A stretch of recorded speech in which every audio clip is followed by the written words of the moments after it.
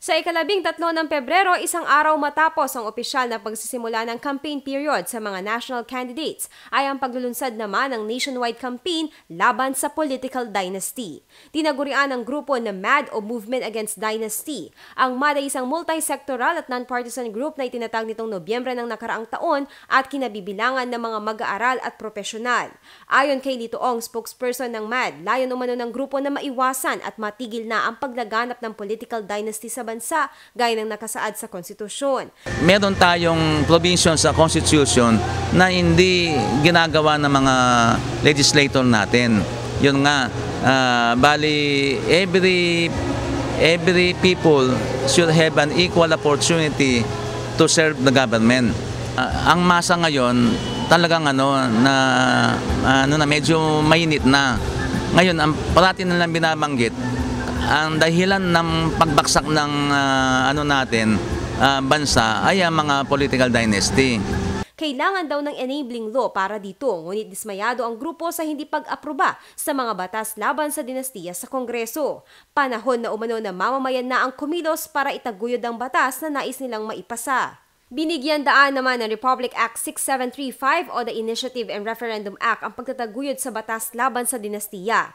Nakasaad sa Section 5D ng naturang batas na maaaring magsagawa ng referendum o initiative ang mga mamamayan para sa isang batas, resolusyon o ordinansa sa pamamagitan ng isang petisyon na pipirmahan ng 10% ng mga rehistradong botante ng lalawigan, syudad at lahat ng legislative districts sa bansa.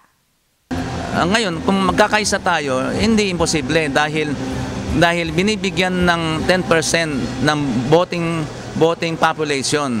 Kaya ang voting population ngayon, mga 50 million, kaya kailangan makapag-produce ka ng 5 million na lagta kung anong gustong batas na ipairal.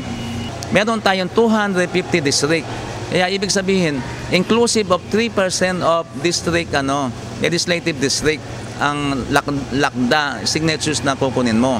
Kaya ang ibig sabihin, from Batanes to Tawi-Tawi, lahat ng district represented.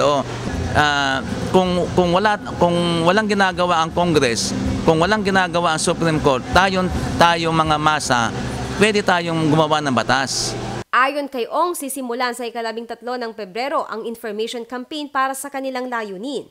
Magsisimula naman umano ang signature campaign sa February 17 sa 10 syudad sa buong bansa na kinabibilangan ng Maynila, Baguio, Antipolo, Tuguegarao, Lucena, Naga, Cebu, Cagayan de Oro, General Santos at Davao.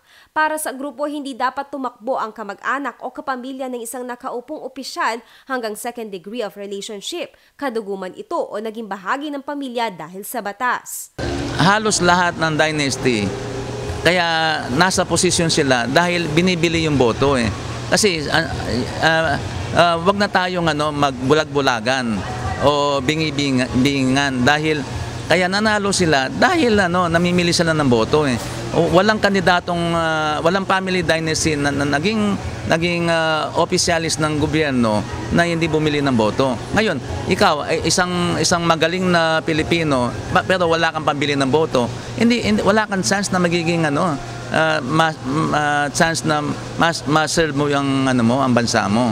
Sa ngayon, may ugnayan na umano ang kanilang grupo at ang Catholic Bishops' Conference of the Philippines o CBCP patungkol sa kanilang layunin na makalikom ng kinakailangang lagda.